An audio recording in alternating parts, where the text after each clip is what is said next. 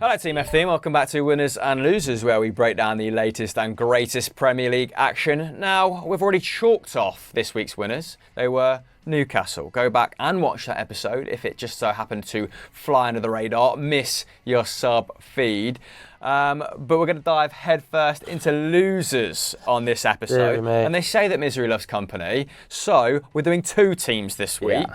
We've gone for Leicester and West Ham, both having a torrid time of it. The Foxes, Joseph, now winless in 5 games across all competitions after Chelsea put them to the sword on Saturday. West Ham only a marginally better record in terms of recent form, with 1 victory in their last 5.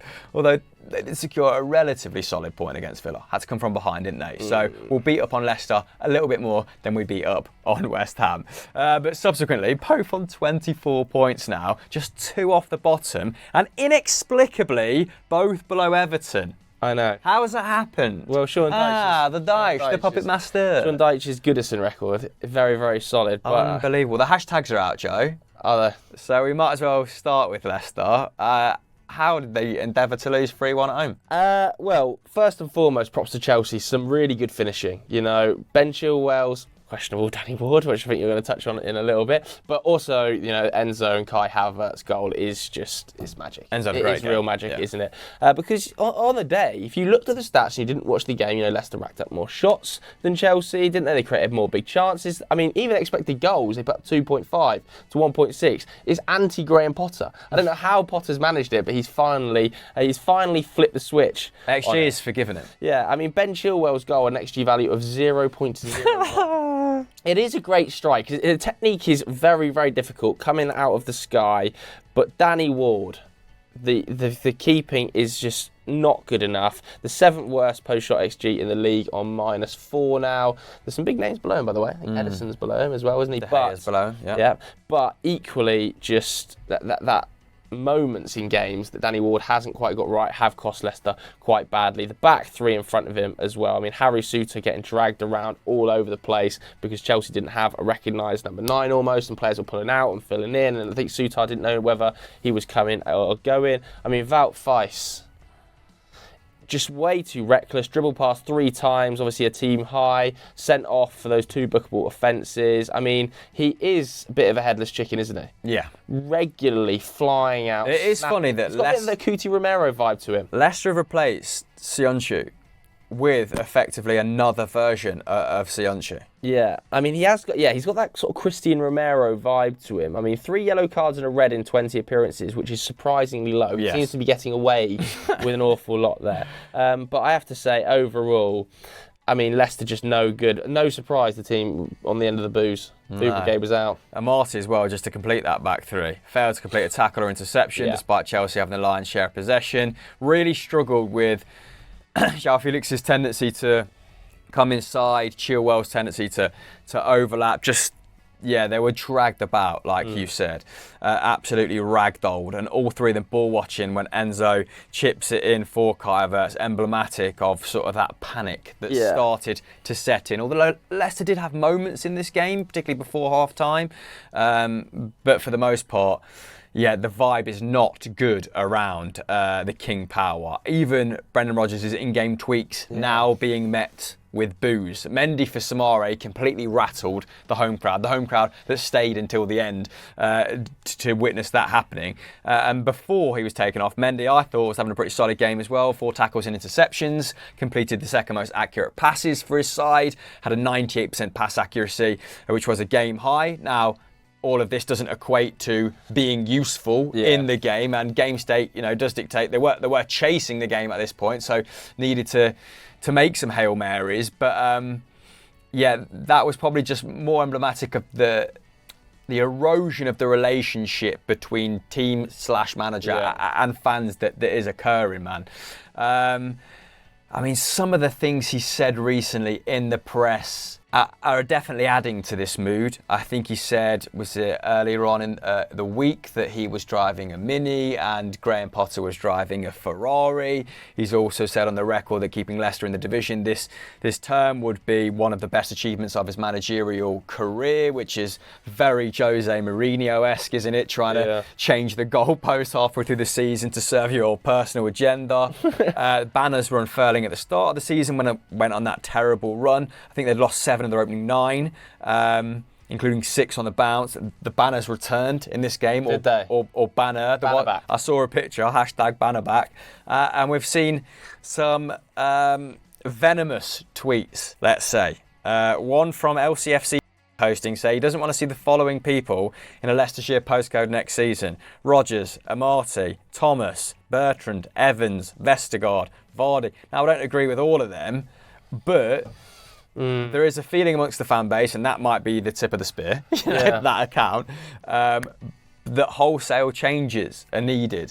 But before we talk about them, let's do a whistle-stop tour of West Ham. Yeah, I mean, whilst we're on the topic of wholesale changes and, managers being booed and hashtags Moyes out was, of course, trending, booed off yet again, 17th in the league, after a very, very solid season last year. Where did they finish? 6th or 7th? Europa League semi-finalists. They've won 9 games in a year now in the Premier League. That is just unacceptable. No away wins in the last 11, if you take out the AEK Larnaca game, which we're not really counting, are we, quite frankly? Put some respect in the Conference League, please. 10 wins in the league in 46 matches. That is beyond relegation form. It's so bad. And I know that Pat did his Why You're Wrong on West Ham a couple of weeks ago, and their underlying numbers aren't too bad. I think by expected goals against, they're 5th or 6th in the league, but expected goals, they're massively underperforming. And when you add the context of £180 million spent in the summer and big names arriving at the club, i.e. Scamacca and Paqueta, it becomes problematic when Scamacca is an unused sub in a 1-1 draw at Villa where you need points because you're in a relegation battle and Maxwell Cornet comes on up front ahead of you. I know Cornet was also a summer arrival, but I just think his usage of Scamacca is becoming extremely troublesome. I mean, the quotes after the game here saying, "We know that his physical data has got to be much better than it is." And that's fine, but I remember a similar narrative developing with Seb Allaire when he was there, that he didn't do the runs into the channel that he wanted. And we see what Seb Allaire has been able to achieve subsequently to leaving West Ham and what he managed to do at Ajax and the goal-scoring rate. I mean, just 11 starts in the Premier League for the Italian. It's pretty underwhelming, given that he was, £35 million, the big name coming in, 3 goals. It's just very, very underwhelming. I mean, even Paqueta, hooked at 75 minutes in this game, refused to acknowledge Moyes, straight down the tunnel. Do you take off? I know that he could have been sent off, and that was partly the reason that he was hooked, but do you take off Paqueta when you need a goal and you don't bring on Scamacca? I think the fans probably turned when they got whacked 4-0 by Brighton. To be honest with you, they were serious boos. That was very, very vicious, and he's now the bookies' favourite to go. So I don't know which one's worse, Rodgers or Moyes right now in terms of their position. Yeah, I mean, if you look at the bookies, it goes Moyes, Conte, Vieira, Rodgers, and then no manager to leave, ranging from 5 to 4, that's Moyes, to 16 to 1 for no manager. So that collective very much in a subsection of their own, let's say.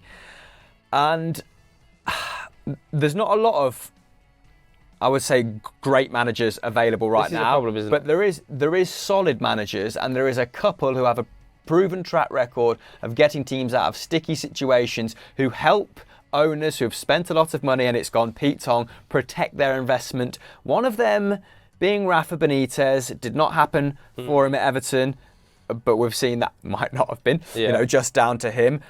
He is available, and when you are looking, at Southampton at the foot of the Premier League and you're only 2 points ahead of them, as a West Ham owner, as a Leicester owner, he might start to appeal. Obviously Pochettino is available for either one of those teams. To get Pochettino would be outrageous. He's probably going to go back to Spurs. Some of the other names I had a look at: Bruno Lage, Hassan Huttel, Jesse Marsh.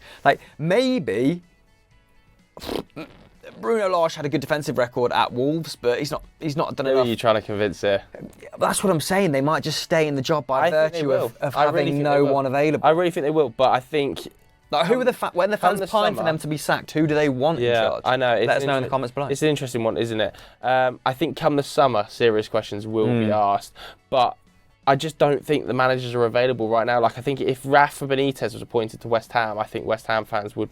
I mean, let me know, West Ham fans, but I might be quite dismayed. Yeah. Like, it's not. There's other good defensive coaches: Gattuso, Marcelino, Bordalas. If Gattuso came in, but again, it's like their grasp of English would be a massive factor at this point in the season. Like, how good is that? Yeah. It's difficult. It's a and real Vieira's flying under the radar a little bit. Sticky situation. Well, we had a look at expected points, didn't we, in terms of the bottom 3 clubs, because neither West Ham nor Leicester feature in the bottom 3. So both managers can probably count themselves a little bit unlucky. Bottom 3: Palace, Forest, Bournemouth. So you're right. Vieira is starting to bottom out, which is alarming for Palace fans. Yeah, I mean, let us know what you guys think at home about the managerial sack race. Is there any changes you would make, and what would you do to keep West Ham and Leicester in the division? Because right now it's not looking good. It's not. But you know what? This channel looking good, isn't it? Have Yeah. you checked out Hit the new like button. strands, Hit subscribe. such as Why You're Wrong? Wow. Have you checked out some of Zachary's shorts? We're doing shorts as well on EFD. Go and check out all that good stuff. And like Joe said, like the video, subscribe to the channel, notifications on. And we'll catch you in next week's Winners and Losers. Bye-bye.